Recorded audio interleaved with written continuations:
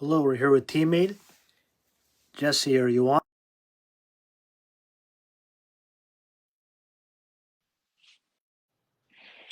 There you are. Hey, Valen, how are you? Good, good. How are you? I'm good, I'm good. Thank you for asking. Well, great to have you on. In case people are watching this in the future or as they're coming on. Right. Today we're going to be interviewing Jesse and talking about his projects, his story, and a little bit about how everything has come to be and where Mhm. where he's going to be in the near future. So. Uh, the first thing I wanted to say is just, congratulations on all your recent success that you have been having, and I can see that it's going to continue that way for sure. Mhm. So, for starters, I guess if you'd like to introduce yourself and your story, and just talk about where you are now and how are things turning out for you right now. Sure. So, my name is Jesse. I started as basically from nothing. Came here to Canada 2011 and experienced life as a difficult life here in Canada, renting in a basement for how many years Wow. with a family of six. And kind of like from there, very frustrated, kept on dreaming, how can I have a house and stuff in Hmm. the future? Like, how can I improve? So, and from then on, nobody guided me, nobody guided us. So we're kind of like started really from zero, kind of like work our way up. And then we Hmm. escaped from that basement situation and rented up another duplex, but it was very expensive for us. So we partnered with other family. So their family of three and we were their family of six. Yeah. So basically they were all cramped and that's a situation I was just kept on dreaming how and when can I buy a house of my own and for my family and for myself Yeah. and work my way up and eventually get to the point where we are or where I am right now. Yeah. Yeah.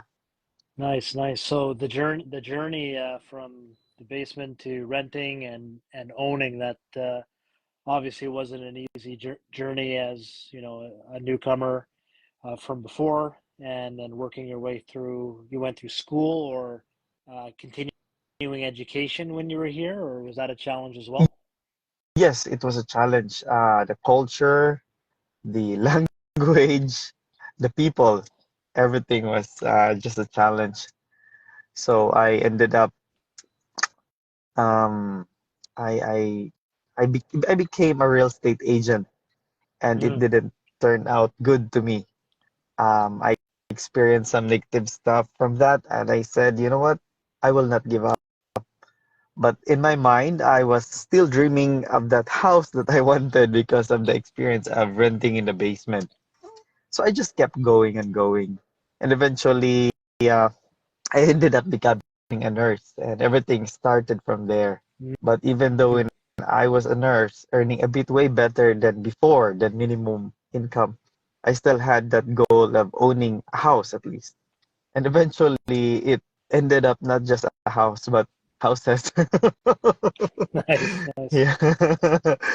And yeah, now the problem is who will live in those houses kind of thing. So there's lots of people that are definitely looking. I know that much with Yeah. a lot of So, newcomers and immigrants coming to Canada, right? There's a housing shortage and a right. crisis right now, so that's only Yeah. going to increase. So that's good that people like yourself, investors, are creating livable spaces for people, right? Mm-hmm. So Yeah. I guess that leads to the next question. What do you specialize in for your real estate strategy? Right now, Valen, I'll just focus on the Burr because I think that worked for me. And I thought at first it's a scam, even if you ask. Sounds Even too good to if, be true, right? Yeah. but it's real. It's real. I tried to contact Nelson and talk to him for hours to investigate, look on his profile and stuff. I hope he's not watching and I hope he's not gonna be mad. But I said, is this a scam or what? And then I searched in YouTube and Facebook. Oh, that's Nelson Cam. Ah, He's the then real I deal. did, Yeah. yeah. So I said, who's this guy? I was still doubtful about him, so I called him and we talk, and I'm like, maybe it works. And then when he told me the price, I was shocked because I'm like, where will I get that money? So it's another scam there. Yeah. So eventually I said, you know what? I tried to research. I read book about it and in the book it says it really worked. Yeah. Yeah. So I called Nelson, communicated with him, talked to him about it, my plans and dreams and everything. And he set me up and boom, there you go, just one deal. All the expenses got paid off and I got received more than what I paid I to love it. Teammate Love it. Academy. Yeah. And I love the radical honesty because that's what people need to see too, right? Like, because mhm, that journey, those that have went through coaching and consulting and advisory work, like myself, even others, that are in real estate, like you have to start somehow and learn some way, right? right, So yeah, obviously that is one of the things that I want to talk about now, which leads to the next question really is what are some pieces of advice that you have for newer real estate investors that are looking to get their feet wet or maybe even jump in? What kind of wisdom can you impart on to the right. newers? You know what? I was there before. I was an audience, a doubtful audience, and very, how do you call that one? Just kind of like an audience who would just say, this is too good to be true, this is not real, and blah, blah, blah, and Mm-hmm. blah, blah, blah. I'm one of them. I was one of them. And you know what changed my stuff is really I believed in myself from then on. Mm-hmm. And then I just jumped in and I just, of course, I also prayed that everything would work. Like, also, I accepted that failure is there, but I always remember what how do you call it? Who's that guy? The bigger pockets guy. He said, if you are afraid of something, look at the numbers. Mm-hmm. And if the numbers work, it will work because numbers will never lie. So that's what I followed. The emotions part, it's kind of like I'm very suspicious about it because it's just me, myself, and I. But I always trust the numbers, eh? So when I had a deal, I just go back to the calculator, and even with the calculator, I said to myself, "Oh my God, this is not true. The numbers This are the is not." numbers are the numbers, my friend. Yeah, You gotta look at the numbers, right? yeah. Even the numbers, I said, "Oh, the numbers are lying." So, yeah, and even when because they said talk to people, and I'm a shy. Talk to the bank. I said, I'm shy to do that. But I said, you know what? I gotta do what I gotta do. I always say to myself, I only live once. I got to do my best now. Even if I'm shy, I have to jump because this has been my dream. I have to keep going and just face the fears. And yeah, all of a sudden, I faced all the deals, and they all came in good to me. And now I have the houses. Nice, nice. It's just amazing. It's just amazing. Like, especially with the type of deals that me and my wife are doing. It's not those typical ones. It's the knock, door knocking and Mm. the yellow paper thing that we have to go through each houses that we want. I've been And there. Yeah, those are the deals where you earn your keep. yeah, exactly. And especially with this type of thing that we're doing, I just don't have in my mind the idea of wholesaling. It's just that if it's there, negotiate as if it's the last. thing that will happen to your life, go to the lowest price right there and then I get Love it. sorry. I love it. But yeah, because kind of like if this is the only chance to meet the potential seller, and what would I do? Should I sugarcoat everything or should I just be honest and do or die? So you know what? I said, face it. If it's a yes, then so be it. Find the money and run away, kind of thing.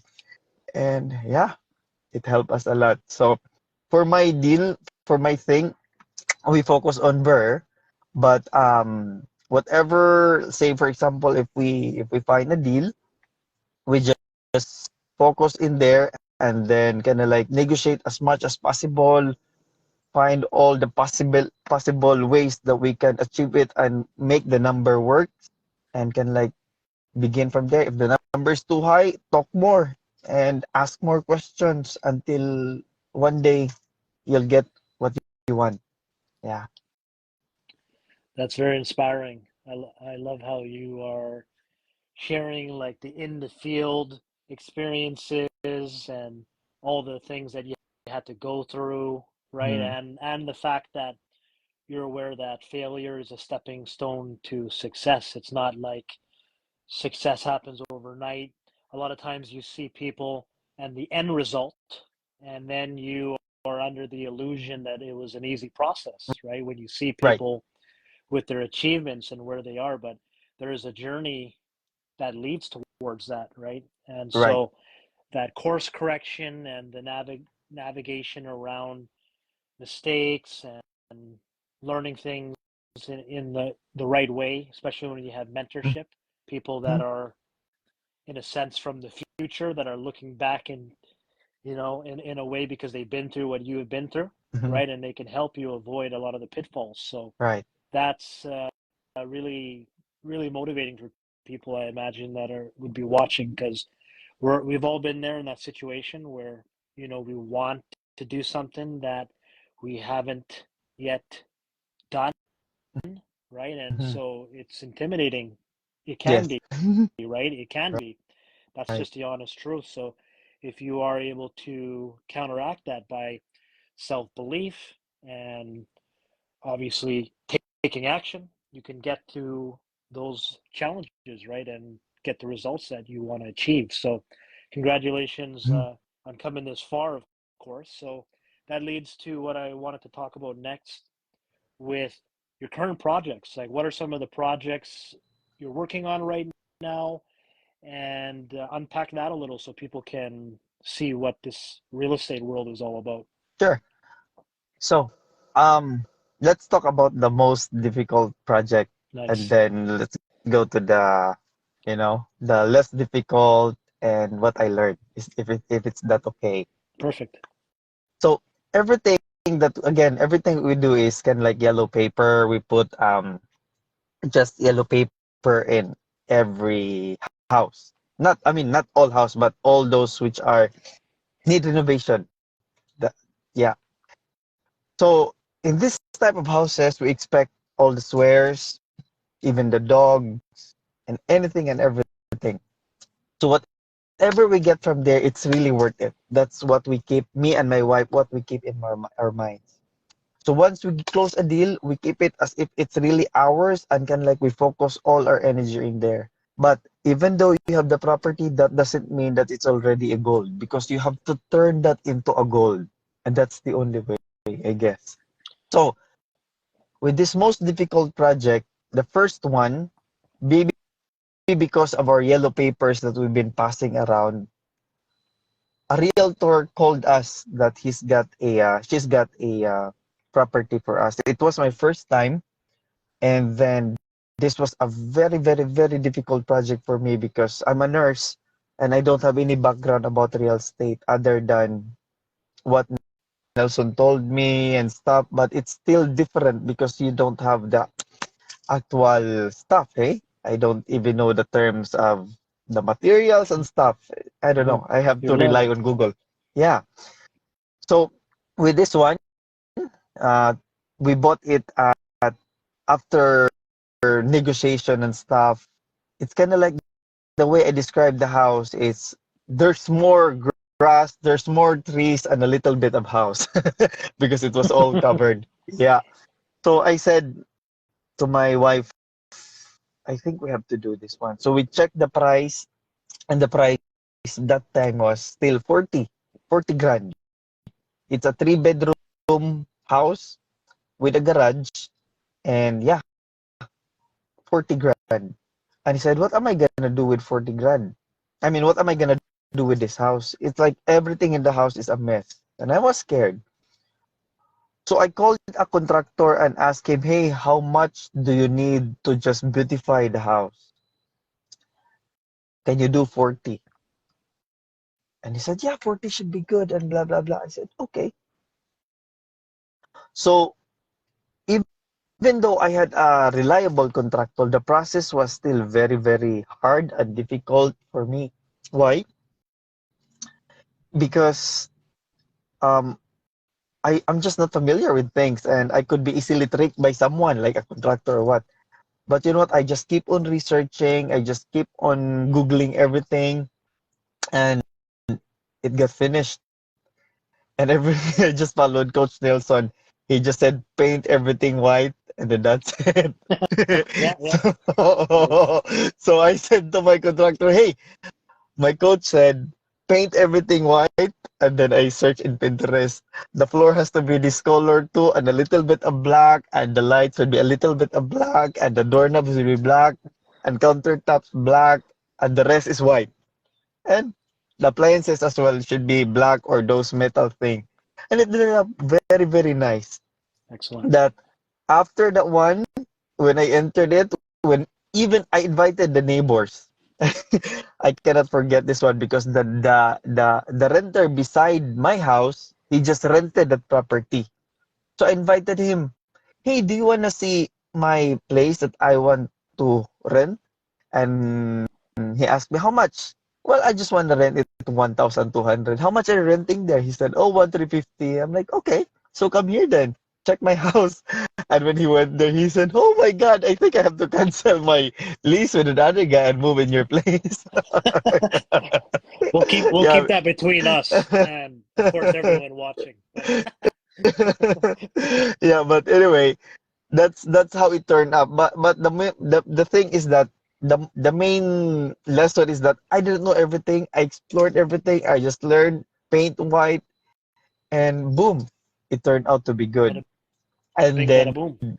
yeah, and then the appraiser came, and then I think he appraised that at 150. So 150, and then the house was 40, renovation was 40, and we ended up getting everything. And we got extra and we how do you call this one? We proceed to a different property from then on. And it multiplied to a second one. The second one become a third one, which we're doing right now. And but the third one now is quite different. It's Hmm. already a duplex. So Excellent, from excellent. yeah, So and I'm just so basically, for people that are watching, a lot of terms were used there, and you may be wondering when he was saying about the yellow letters. The yellow letters is a direct mail strategy that you can use to actually either write in person, like by hand, or you can get services that will print out yellow letters and even deliver them for you to the addresses. That's something you can do on your own or through services. And mm, basically, they are written letters that are suggesting that if that residence or property that you're mailing to is for sale, or if they're thinking about perhaps selling the property, that you would be around or be available to negotiate and purchase their property. And a lot of times people have not even thought about selling their property yet. And that letter activates that curiosity. And next thing you know, they reach out to you because it just happens to be the right timing. So it is a numbers game. And obviously, Jesse was mentioning about some of the areas and some of the properties are in, you know, lower socioeconomic areas or developing areas, right? And the properties are that he's looking at are in disrepair, or maybe they're in need of a lot of renovation. So the old saying in real estate is you're obviously looking for a ugly house on a nice street.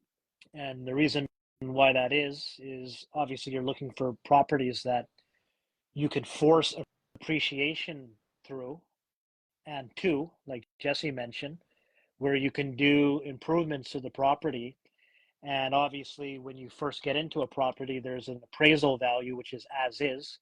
And when you do those property improvements, like Jesse mentioned, you're going to be creating an after repair value and appraisal to that property. So that's called forced appreciation, which is one of the many ways you can and monetize real estate. So that is a job well done there. That's very, very well done. And the fact that you were learning as you go, right, shows you that it can be done no matter the expertise level, right? And obviously Yes. having a success coach helps that too. So tell us a little bit more about this duplex that you have on the table right now. It sounds like it's a bit different of a investment plan. Yeah. So this one, the duplex that we have right now, is actually quite different because last year I just put this yellow letter in this duplex last year. And then the owner called me and he said, "Hey, I'm thinking of selling my duplex." And then he wanted a price that's way beyond my expectation. And then I gave him my price. Can I mention the price here or not? Yeah, you can Yeah, mention it. Why not? yeah. So he wanted $100. I mean $100,000 for the property. I said, hey, you know what?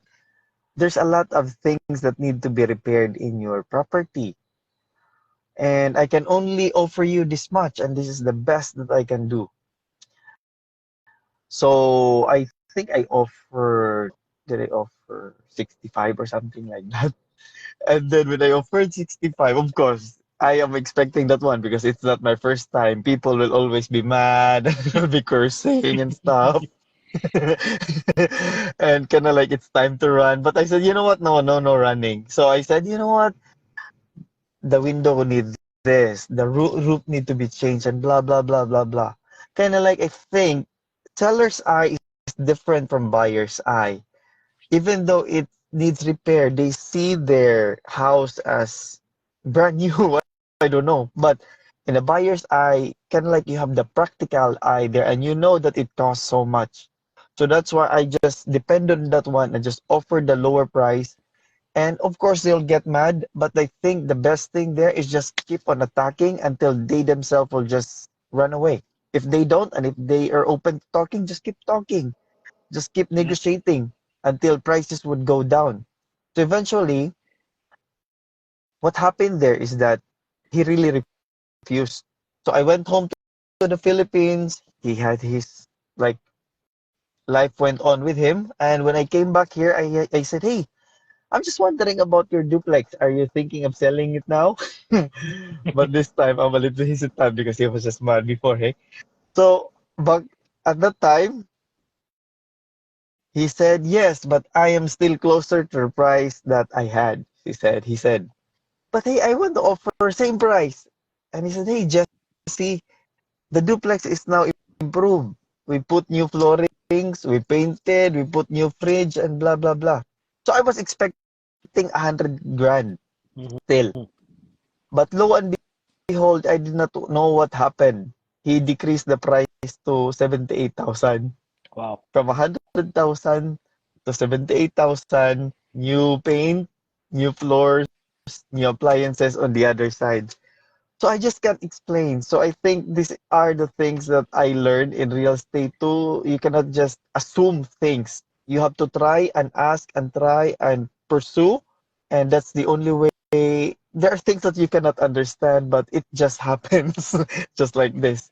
So, so eventually we closed at 78,000 as is from 100 grand last year with new flooring and paint and appliances. So here we are. It's with us now, and I admit there's a tons of stuff that we need to do, Hmm. and but so far so good though right now. And again, I think another thing that I have learned is that everything is real estate is filled with surprise, but you have to be prepared because with this one, um, it's kind of like when you open the roof, you just don't know what's in there, hey? Because inspectors, the home inspection are will not really inspect everything. Like there's just a limit, I guess, with what they do. So there are some parts of the house that ended up having knob and tube. So you know what I said? This is part of the package. What can I do? Should I just give up? I said to my wife, you know what? Let's move on and go ahead and keep going. So we were doing this one. We did the roof. We did this one, and now I'm just feel relief because things are going on the better side right now. I saw yesterday that it's painted, floorings are in there, cabinets are in there, roofs are done, trees are cut off already, and by Friday, electrician is done. And as far as I know, because I'm kind of like on the conservative all the time, hey, Hmm. number side, we are good. Like right now, we are good. Like I always assume on my like the after repair value, I don't I don't expect the higher side because it will just break my heart. I always spec on the lower side. Good, So good. by with that, then like I'm still and I am in the safe zone. So right now it's still going and I just feel and I just believe that this will turn out good. And not just that, even if the duplex are not done yet, there were Filipinos, not yeah, like they were just new to Canada, Filipinos who came to me and he said, "Hey Jess, can we ask you a favor?" They toured the house inside, even if it's not done, but they saw how it looked, the layout, I guess. He said, "Jess, do not give this to others, okay? There's four of us. There will be four families coming by December. We'll take it." Excellent. So by September, the other side will be taken, and then because that's our goal, by September the other side is done, and then which some of the members will go there, and then by uh, October, November, no, by November the other side will also be done, which will be occupied by the other Filipino immigrants that will be coming with their families on the other side. So Well now I done. have another problem because there's two families that will be left homeless, I guess. So now we're still looking because there's another because of the by the way, what helped us also, Valen, is the bandit sign. Excellent. Yeah, yeah. That bandit sign gave us like allowed us to connect with the people on the streets and with the realtors and everyone who passed by the property. So now we get calls. And after that one, it from that bandit signs and also communications with people around and connecting people around, we discovered another duplex, which right now is still under negotiation. But again, the point here is that everything is possible, I guess. Everything is possible. You just have to believe, you just have to go, you just have to jump and take the risk, but a calculated risk. And I do believe it's gonna happen. It's gonna happen. And I'm so Love it. excited about this duplex to be done, which is very, very soon. And yeah, Yeah. it's So gonna it's basically, gonna be done. Yeah.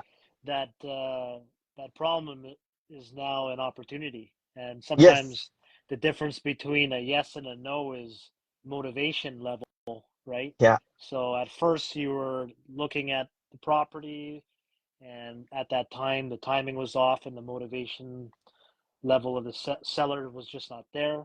Hmm. Some time goes by, and sometimes that changes the motivation level of a motivated seller, right? So it's all about finding motivation and locating motivated sellers, just like what you did, right? And not giving up. Hmm. There's also fortune in the follow up, right?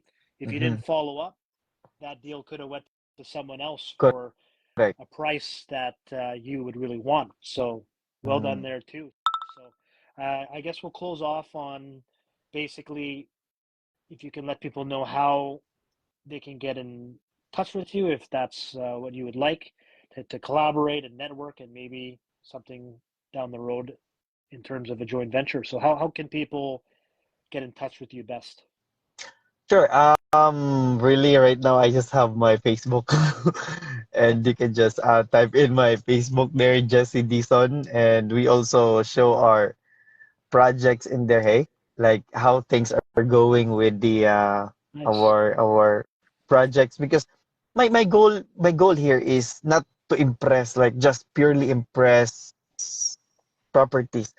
My goal is to show the improvement, because I know there are people out there who were also like me, who dreamt of having this. So I want to really show them that, hey, even if you're new to Canada and even if you started from nothing, it is always possible. And how I do it also, Valen, is that I really prefer personal engagements, that to the point that I want to help my kababayans, like family back home, Hmm. those people who just came here to Canada, or kind of like people who arrived almost same time with me. I invite, like, once we have a get together, I talk to them and I ask them if, hey, if you guys are really interested, there's a chance that this is possible and it is very, very doable.